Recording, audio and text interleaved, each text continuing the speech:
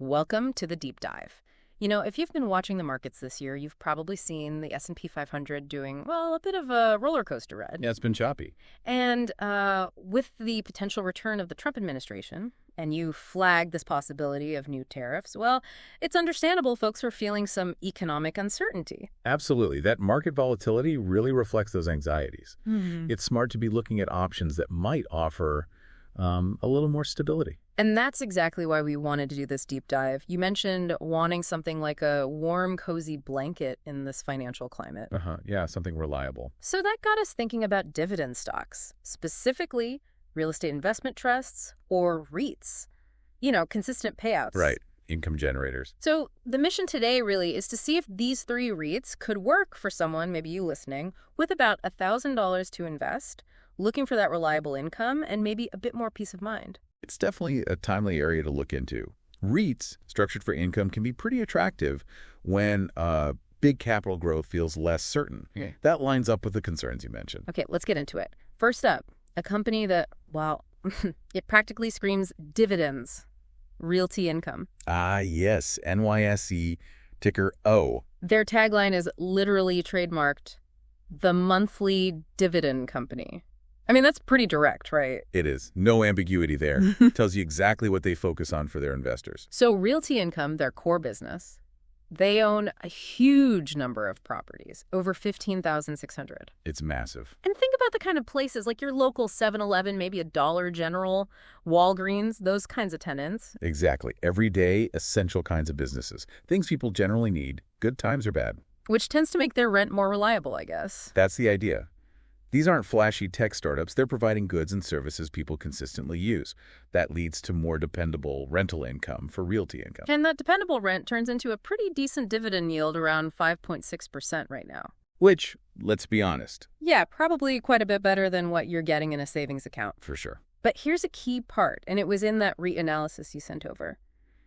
The triple net lease. Can you break that down? Right. The triple net or NNN lease. Basically, the tenants say Walgreens doesn't just pay rent. They also cover property taxes, insurance, and most of the maintenance costs for the building. Okay.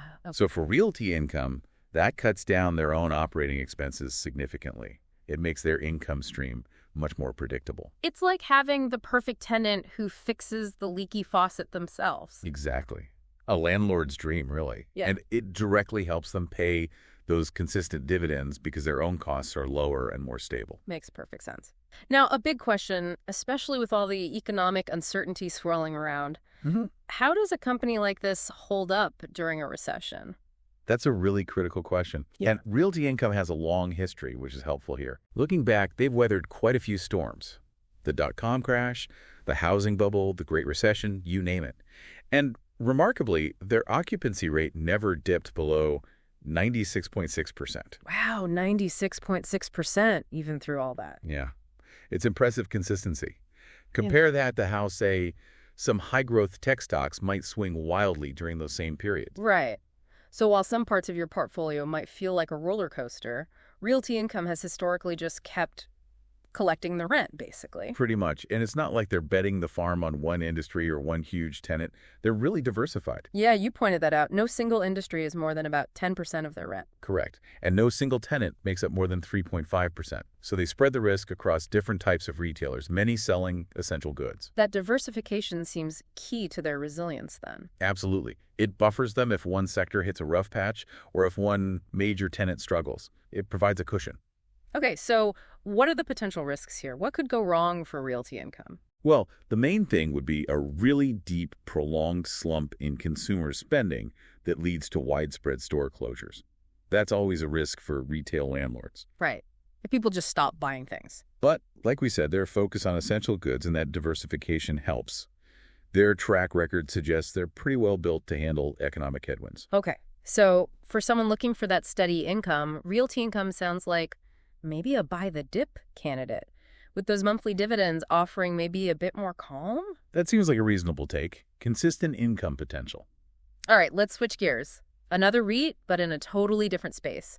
Digital Realty Trust, ticker DLR. Ah, the digital infrastructure play. Exactly. If Realty Income owns the storefronts, Digital Realty owns the buildings that power, well, the internet over 300 data centers worldwide. That's right. They operate in something like 50 major metro areas across 25 countries. They provide the physical home for the cloud, for AI, for digital security. And these aren't just server closets, right? These are huge, complex facilities. Oh, yeah. Highly sophisticated. Think massive power needs, cooling systems, top-tier security. And their client list is pretty heavyweight. IBM, Oracle, JPMorgan Chase, AT&T, Verizon.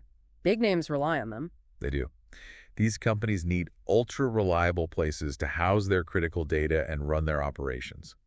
You could almost think of digital realty centers as like high-security condos for data. Okay. Now, the dividend yield here is a bit lower, around 3.3%. Correct. Lower than Realty Income. But the interesting angle is the stock price. It's down quite a bit from its peak, isn't it? It is. It pulled back roughly 25% from its high back in December. So for investors who are bullish on cloud computing, on AI. Which seems like a lot of people. Right. They might see this as a buy-the-dip opportunity, a chance to get in at a lower price point. And speaking of AI and the cloud, there's this term hyperscaling.